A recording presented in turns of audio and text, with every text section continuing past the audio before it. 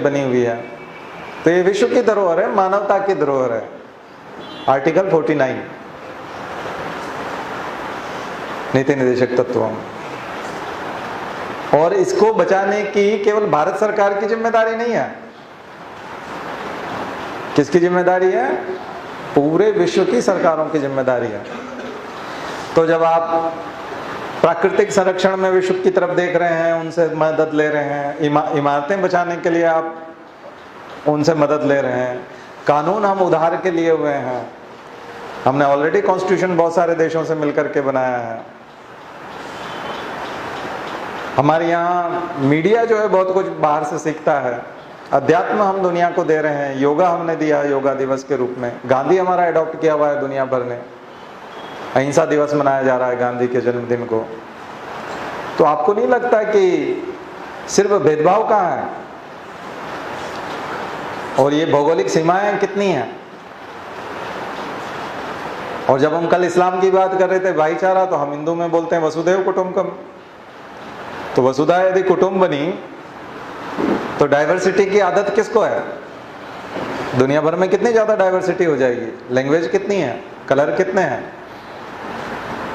तो डाइवर्सिटी की आदत जो है भारत को है।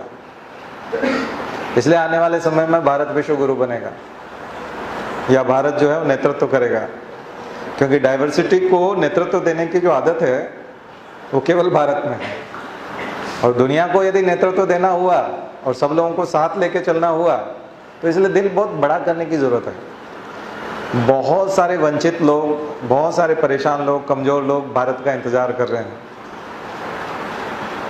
और बहुत लोगों को समाहित करना है। 2025 आते आते, 30 आते आते भौगोलिक सीमाएं खत्म हो जाएंगी, मान के चलिए, क्योंकि इसके सिवाय अब कुछ करने को बचा नहीं है इस दुनिया में। इंसान करेंगे क्या? कंप्यूटर बना चुके हैं, फास्ट इंटरनेट आ चुका है, सड़कें बन चुकी है, ऊर्जा का उत्पादन हो चुका है। होड़ लगेगी परमाणु बमों को खत्म करने की, होड़ लगेगी इस बात की कि कोई झगड़ा ना करे, होड़ लगेगी इस बात की शर्तें रखी जाएंगी, शर्तें थोपी जाएंगी, लोगों को जबरदस्ती ठीक किया जाएगा। यही 21वीं सदी उज्जवल भविष्य है। परम पूज्य गुरुदेव ने कहा था कि 21वीं सदी बहुत उज्जवल भविष्य लेके आ रहा है।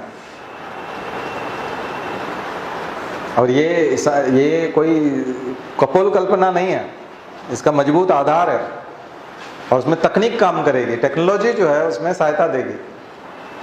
अगर आप दुनिया में कुछ काम बाकी है, अगर ये सोचें कि क्या काम बाकी है, तो अब ये काम बाकी है।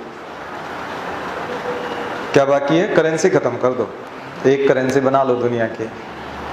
आपने रीजनल कोऑपरेशंस तो देख लिए हैं, नाफ्टा देख लिया है, साप्टा देख लिया है, बिम्स्टेक देख लिया है, इप्सा देख लिया है। हम लोग कहाँ साउथ अफ्रीका है, कहाँ ब्राजील है, उसके साथ अपनी रिश्तेदारी जोड़ रहे हैं। इप्सा में क्या करते हैं? इप्सा का सम्मेलन करते हैं तो कौन कौन आते हैं? ब्राजील आता है, साउथ अफ्रीका आता है, इंडिया आता है। कैसे कॉम्बिनेशन बन गया? नहीं बोलेंगे कि साउथ साउथ कॉपरेशन है, हम उसको क्या बोलते हैं? South south cooperation. ये एक्सटेंशन है किस चीज का? Directive principles. ये विस्तार है। आया समझ में? लेकिन ये कैसे आएगा? ये डिसिप्लिन से आएगा, रीजनेबल रेस्ट्रिक्शन से आएगा।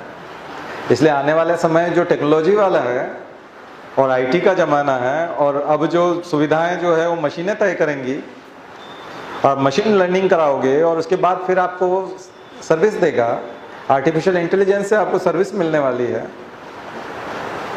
तो फिर एथिक्स की जरूरत और बढ़ेगी। और इस देश की इंटीग्रिटी को और इसको खतरा किन से हो सकता है? फिर मशीनों से भी हो सकता है। आपने रोबोट मूवी देखी थी ना?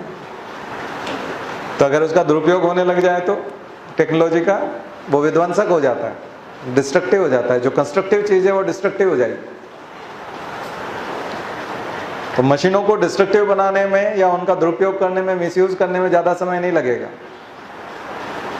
एक साथ लार्ज स्केल पे पहले अगर सूचना तंत्र को बाधित करना होता तो सारे पोस्टमैन को और सारे पोस्ट ऑफिस को रिश्वत देनी पड़ती। अब एक वायरस छोड़ दो आप, मेल के माध्यम से पूरा सूचना तंत्र प्रभावित हो जाएगा। तो साइबर टेररिज्म जिसको कह सकते हैं, तो नए खतरे भी अलग प्रकार के खतरे हैं। जो व्यापकता आपको कॉम्प्रिहेंसिव चीज़ जो यहाँ दिखाई पड़ती है ना, वो नुकसान में भी उतनी ही व्यापक है। इसलिए एथिक्स भी उच्च स्तर के चाहिए। और हम लोगों ने जिस समय में कॉन्स्टिट्यूशन बनाया और जो रिजनेबल रेस्ट्रिक्शंस लगाए थे अधिकारों के ऊपर कि स्वतंत्रता का अधिकार, तो कितनी स्वतंत्रता, तो बहुत मोटा अंदाज था, लेकिन वही व्यापक तौर पे लागू होगा। विजन समझ में आया फ्यूचर का। सबसे बड़ी चीज है कि पहले आपको फ्यूचर समझ में आए कि ये सब आवश्यकता क्यों है। इसलिए जो राष्ट्र राज्य की संकल्पना है वो लगभग थोड़े समय के लिए है। पूरी वसुधा ही जो है वो कुटुंब बनने वाली है। तब हो सकता है कि हमारा फॉरेन अफेयर्स मिनिस्ट्री जो है वो किसी दूसरे ग्रह के लिए हो, कि हम इस प्लेनेट के लोग हैं, और ये चीज़ चल रही है। और ये जो दर्शन है ये अध्यात्म में तो है, क्योंकि हम वसुदैव कुटुंबकम अध्यात्म से ही निकाल के लाते हैं। भारतीय दर्शन है ये, भारतीय संस्कृति भी है। तभी तो हम बोलते हैं मानव मात्र एक समान, बोलते हैं ना।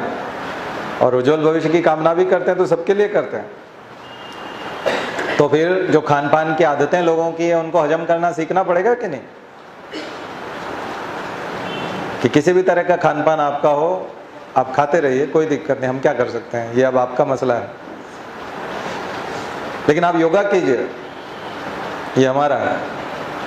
तो कोई आदमी बीफ भी खा रहा है तो भी तो योगा करवा रहे हैं हम उसको, मना थोड़ी कर रहे। जब योगा डे आता है ना 21 जून, तब कितने लोग बीफ खा करके योगा करते होंगे, हमको क्या पता। तो भारतीय संस्कृति का कौन सा हिस्सा वो नहीं मानते और कौन सा हिस्सा मानते हैं, ये हमको थोड़ी पता है। तो आने वाला समय जो है ये, अगर आप फ्यूचर देख पाते हैं तो फिर इस रूप में दिखेगा। क्योंकि अब दुनिया में कुछ करने को बाकी है नहीं, कोई प्रोजेक्ट अधूरा नहीं है, लगभग सारे प्रोजेक्ट। और अब जब तक आप सम्मिलित रूप से नहीं आते, तो ये थोड़ा सा एक ऐसा वातावरण है, अभी अनास्था का वातावरण है। और कुछ समय ऐसा है चल रहा है कि उधर ट्रंप चुन लिए गए, हमारे यहाँ पे भी ऐसे ही चुन लिए गए।